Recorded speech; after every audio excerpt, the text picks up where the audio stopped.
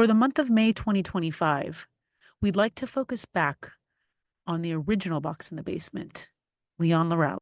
We are going to be sharing the first 4 episodes of Leon's story for the month of May.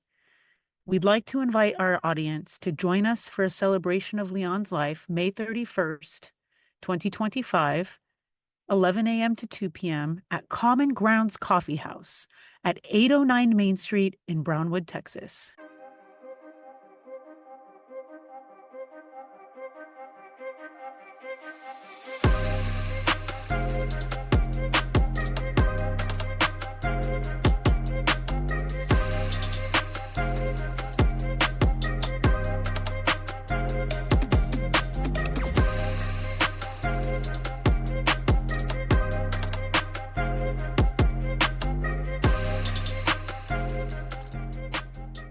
Hello, and welcome to Box in the Basement podcast. My name is Arlene. I'm your host, and I'm so grateful to each and every one of you joining me today.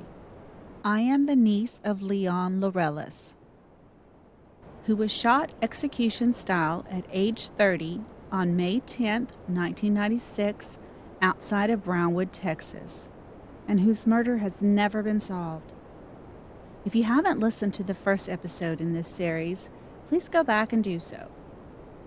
Today is going to be an in-depth discussion into my uncle Leon Laureles, what kind of person he was, and how his loss and the lack of closure in his unsolved murder has continued to affect so many lives to this day, from friends and family to coworkers and perfect strangers. Leon was born Juan Leon Laureles on January 3, 1996, to parents Francisco Laureles Sr., age 42, and Rafaela Laureles, age 36. Leon had 2 older brothers and 4 older sisters, along with twin sisters that were stillborn. Leon's siblings were 17, 16, 15, 14, 13, and 12 when he was born, which meant he was the only one left in the house when his parents' health began to decline and they required constant care. The Laureleses originally came from Portugal, and I have traced our ancestors as far back as I possibly could.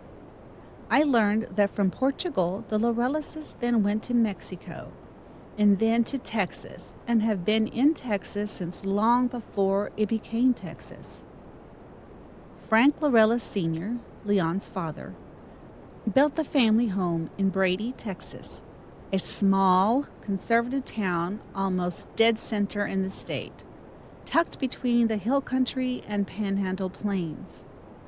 He and Rafaela raised their children and grandchildren Catholic, and family was considered the most important thing in life. Leon's parents, older siblings, my own parents, and my other aunts and uncles mostly worked out in the fields and traveled for work often, which is why Leon and I were born in Mason, Texas, about 30 miles from Brady. Mason was closer to where my family worked.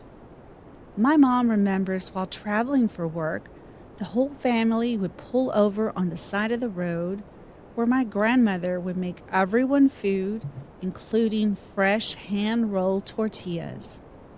This was their life. Hard, but always together. By the time Leon was 14, he had to get a driver's permit in order to legally drive his parents to dialysis every week, 4 hours away in Dallas, Texas. He was also responsible for taking them to their local doctor appointments and picking up their prescriptions in town weekly. He also was in charge of preparing their meals and taking care of the family home. Leon made sure they took their medications on time and kept up with the household chores, the shopping, and the errands. He essentially became an adult and a full-time caretaker by the time he was a freshman in high school. I would feel bad for Leon, so I would go dust, vacuum, and tidy up the house on Saturdays just to help him out. Leon missed quite a bit of school due to caring for his elderly parents, but he still managed to excel and even joined the marching band in high school. He overcame all these obstacles and hardships and managed to graduate from Brady High School in 1985. Leon's classmates remember him as very kind, funny, smart, and always ready to help or make you smile. His co-workers described him as hardworking, sweet, reliable, and fun to work with. Customers say he was very friendly and a joy to see and speak with while shopping at Kroger. His friends say he was such a great guy, always ready for anything, fun to be around, generous, and always ready to give a helping hand. As for his family, we all knew he was the one person we could all count on when we needed help, advice, someone to talk to, or keep us up to date on the latest hit song, or to dance with. He is loved and missed by so many people. I remember a sweet smile on his face all the time, regardless of what was going on, and you would never know how difficult his life really was. He had the friendliest eyes, such a gentle voice, and was kind-hearted. I remember the way he'd talk with his hands, and I catch myself doing it as well. Leon loved Madonna and Celine Dion, dancing, cooking, and baking during the holidays. He loved the holidays, and it made him so happy to cook for his family. He truly enjoyed having all the family together in his home, the kids playing, the adults drinking and playing cards, while Leon's cooking and baking with a huge smile and sparkling eyes. We didn't have much, but somehow he always made the best of things, and he made the holidays so special. It felt like we were rich with love. He made me love the holidays, and I still go all out every holiday to honor him and his spirit. My house is usually the hub for Thanksgiving and Christmas. I love cooking and baking and gathering with the family and friends to share the good times and the food. I credit Leon for making me that way. I'll continue to celebrate the holidays in his memory. Those are the times I miss him the most because I remember how much they meant to him. I never want to forget his beautiful smile, his happiness that spread to everyone around him. As a teenager, I remember hearing Leon practice his trumpet in his room for hours. I didn't disturb him, but I'd be listening in the living room. I was so impressed. Even though I was in the band too, I really wasn't any good. But Leon was talented, in my opinion. Leon and I did not have a great childhood, and we were left to fend for ourselves most of the time. We were each other's support system from a young age when our parents didn't fulfill that role. We cheered each other on, helped each other with schoolwork, encouraged each other to practice our instruments, and we were just there for each other like friends or siblings would be. I think that shared misery and lack of parental support is what brought us closer to each other. When I couldn't get my mother to take me to school, I would call Leon and he'd pick me up and take me. Many times my mother would forget to pick me up from school, and if Leon wasn't too busy caring for his own parents or out of town, he'd drive by the junior high to see if I needed a ride home. Otherwise, I would have to walk home with my saxophone and a full backpack, which happened a lot. But I remember Leon coming to my rescue so many times. Anytime I needed help, needed someone on my side, just needed someone around that cared about me just a little, he was always there. I never had to ask. He would just be there, always. I believe he was one of the only family members I had that truly loved me with his whole heart and unconditionally. All we had was each other. That was the only life we knew. And so, he continued to be there for me well into adulthood. As I was writing this, a memory popped into my head. I'm not exactly sure what holiday it was, but I remember lots of cousins around. We were all getting ready to go dancing with the adults at the dance hall in Brady. Leon asked if he could do my hair and makeup. I agreed. To my surprise, he did an excellent job with my hair. He styled it in a way I would never have thought to do so. And my makeup was on point. He used a light purple eyeshadow that I loved so much that I continued to use it for years after. How he knew how to do that, I have no idea. You have to remember that we lived in a very small town. We had one high school, one junior high, one elementary that was first grade to fourth grade, and another that had kindergarten to fifth grade. We had no clubs. We had one country station is all that we could pick up on the radio, 5 TV channels, one department store that had tools, appliances, a few clothes, and shoes. I would save up my money to buy Teen magazine, and that is where I got my styles from. Sounds so funny and lame now, but we didn't have any real knowledge of what the real world outside of Brady, Texas was like otherwise. We only knew what we saw in this very small town, and that was way behind the times. Leon always seemed to surprise and impress me, how he just knew how to do so many things, and we had no one to teach us anything. He was just so incredible. Eventually, life moved on. I got married, and my ex-husband was abusive. I was only 17 with a new baby and this unpleasant spouse. I had no help or support from my family or friends. I felt so alone and scared and overwhelmed.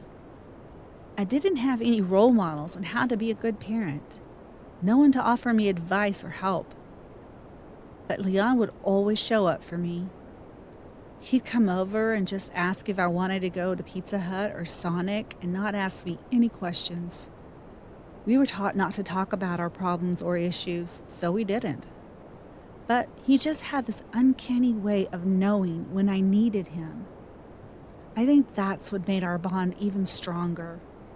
Our needs were unspoken, but we would always just know. When I eventually got divorced from that abusive ex, he showed up ready to help me raise my son. I worked and he stayed home with my son, no questions, just total commitment. Leon spent so much time with my son and treated him like his own. I couldn't have asked for anyone better in my son's life. A few years later, I had 2 more sons, and one was a preemie, so I was unable to work while he was in the NICU in another city, and my husband at that time was an abusive alcoholic who didn't help raise his kids or offer any kind of support and was rarely home. And as before, I got very little support from family and friends. Once again, Leon showed up, ready to watch my boys while I worked to provide for my family. Those were hard times. I didn't ask anything of him, but he was there ready to help with no questions asked once again. He then got a job at Kroger on the overnight shift, so he'd have his own money. He'd come home from his shift and watch the boys for a little while, and then they'd all nap. He'd feed them, teach them their colors, ABCs, how to write their names, just like you'd hope an uncle would. He was so wonderful with my kids. Any kids, all kids, they all loved him. He was such an amazingly sweet, kind, compassionate, likable guy. I never knew of a single person that was mad at him or didn't like him. Leon was not just my uncle. He was my protector, my best friend, my person, my everything. And there will always be a piece of my heart missing. The remaining pieces of my heart are always hurting, always missing him. Sometimes worse than others, but always missing him. I miss him every single second of my life. It feels like someone has taken away my soul from me. I just want to remind you that I'm living without him. I will never be whole again. Our grief is frozen and closure is unattainable. The world would have been a much better place with him in it, because he made everything better. I just thought we would have more time. This brings me to the part that I want to share with everyone who may not be aware of just how many people are affected when someone is harmed or taken away in such a horrific way. The number of people that are affected goes way beyond a spouse or immediate family. In Leon's case, the list is long, and the pain was and has been felt for many, many years. His siblings, nieces and nephews, cousins, co-workers, friends, and his customers all suffered from his absence. They continue to mourn the loss of this amazing presence. They are angry at the lack of closure and justice, along with the lack of progress from law enforcement in the last 27 years. Not to mention the lack of interest in his case and the purposeful neglect to Leon's case since the beginning. I must also include the first person to arrive on scene after Leon was murdered, the second 911 caller, who was a registered nurse. She lived with the trauma of not being able to help save him when she arrived at the scene. And the memory of this crime scene haunted her for the rest of her life. Her daughter still talks about how much her mother thought about Leon and how heavy it weighed on her heart until her last breath. A coworker had to move away from Brownwood because it was just too painful to stay, and the frustration with the lack of progress on the case simply became too much to bear. A few of Leon's friends feel it's too painful to talk about him without breaking down to this day. The people that came into contact with Leon in the days before his untimely death replayed those moments, every word, over and over, looking for any clues in their conversation, and they beat themselves up for not seeing or noticing something, or wishing they had spent more time talking with him. It's futile at best to play this game with oneself, but it's unavoidable. Those left behind have to pick up the pieces and deal with the trauma and loss. And part of that is the constant guilt, regret, and anxiety that comes with wondering if you could have changed things. I myself was unable to even say Leon's name without a total breakdown for many years. I didn't talk about it with anyone for a long time afterward because it was just too hard. Just thinking about him or what happened to him would make me cry for hours.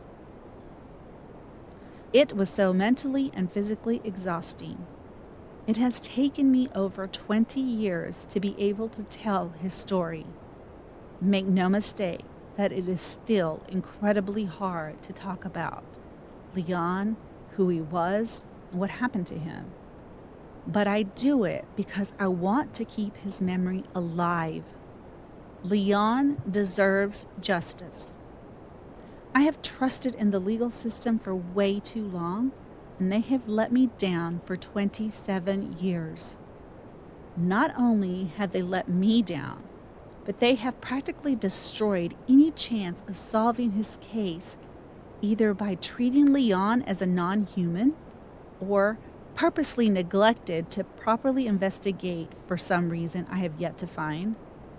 Either way, they have mistreated Leon, and our family and have caused us so much pain, suffering, and frustration, adding to our trauma and heartache.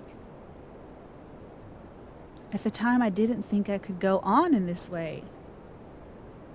But I also hate them for how little they cared about Leon and his family. No respect at all, and no apologies either. I always wonder how law enforcement and the murderers can live with what they have done, but I will never understand it. It also hurts and angers me how they can go on to live their lives as if they did nothing wrong. All of them going on to marry, have children, buy homes, start businesses, spend time with their grandchildren and friends, when we can no longer enjoy spending time with Leon. Nor are we able to see Leon find love, buy his first home, or see his family grow. It also makes me so sad that he didn't get to see my sons graduate, have children, or me finally finding a good person to spend my life with. I know he would have loved to be a part of all of those things. So how fair is it that a truly wonderful person isn't able to have any of those things, but the evil ones do? I don't wish this kind of pain on anyone, not even the evil ones. This is a club that no one wants to be in. So this is why I need to be Leon's voice. I need to be loud and clear. I need to make sure everyone knows how much he mattered to so many people, how much he is missed daily, how much he was loved. But also, people need to know his story, and I need your help sharing his story. I need your help with making the Texas Rangers and the Brown County, Texas Sheriff Department aware that I am not going to stop looking for answers or spreading the word. I want them to acknowledge that they mishandled Leon's case and disrespected Leon's family. And I want new people to investigate Leon's case properly, like it should have been from the beginning. Maybe even throw in an apology for good measure. All people matter. All cases deserve the same passion to get the case solved. All families need to be treated with respect, empathy, and deserve to be kept in the loop. As we remember those who have passed, let us also remember the lessons they have taught us.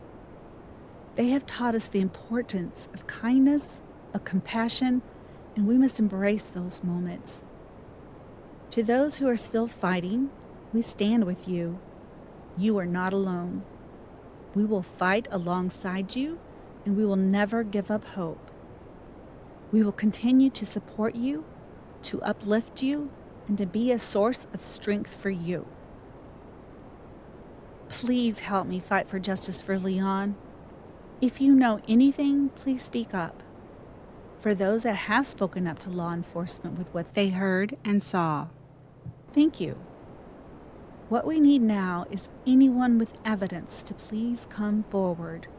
Leon's family, Brown County, and all of Leon's friends deserve answers. We are excited to announce that we are now a part of the Darkcast Network. Darkcast Network, the best in indie podcasts. Check out all the great shows at darkcastnetwork.com. If you think bringing unsolved cases is important, then please take a moment to rate and review our podcast.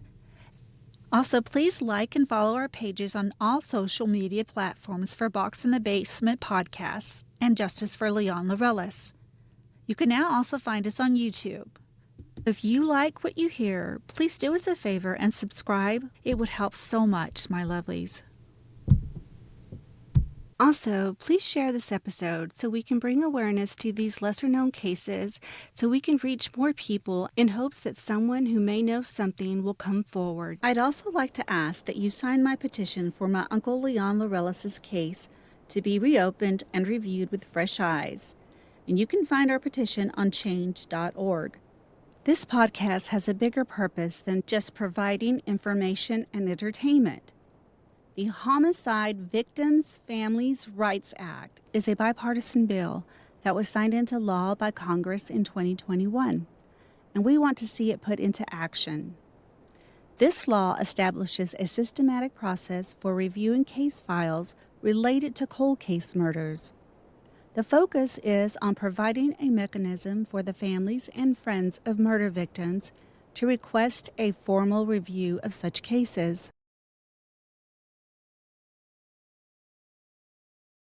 I also have a GoFundMe page to hire an attorney to help me get a copy of his autopsy that I have been denied for 27 years. You can find the GoFundMe by searching for Leon Laureles. That's Laureles. But to get his body exhumed, to search for evidence that was not collected the first time around. We and other families and friends need assistance with getting FOIA requests. It blows our minds that so many murders occurred from 1976 to 1997 in Brownwood, Texas, under the watch of the same investigators responsible for handling Leon's case. We're going to look at all the unsolved murders in Brownwood, and maybe even a few solved ones if it helps uncover what was happening in that era that left so many families devastated and a community living in fear. Thank you for joining us. Be kind. Later, Gators. This podcast has a bigger purpose than just providing information and entertainment. The Homicide Victims' Families' Rights Act is a bipartisan bill that was signed into law by Congress in 2021, and we want to see it put into action. This law establishes a systematic process for reviewing case files related to cold case murders. The focus is on providing a mechanism for the families and friends of murder victims to request a formal review of such cases. We need an attorney or teams of attorneys and legal professionals to take on the bold and brave fight against the system around the country. In our case, we need someone to fight for Leon to help not only put fresh eyes on the case, but to get his body exhumed to search for evidence that was not collected the first time around. We and other families and friends need assistance with getting FOIA requests. It blows our minds that so many murders occurred from 1976 to 1997 in Brownwood, Texas, under the watch of the same investigators responsible for handling Leon's case. We're going to look at all the unsolved murders in Brownwood, and maybe even a few solved ones if it helps uncover what was happening in that era that left so many families devastated and a community living in fear. If you want to hear more about victim-focused, unsolved cases and get updates about what we know, please subscribe, like, and share our podcast. Also, visit our website, justiceforleon.com, to donate to our cause to hire an attorney. Plus, you can submit a tip anonymously. You can also join our email list to stay current on developments on Leon's case and other cases we cover as they happen. Thank you so much for listening. Please be kind. Later, Gators.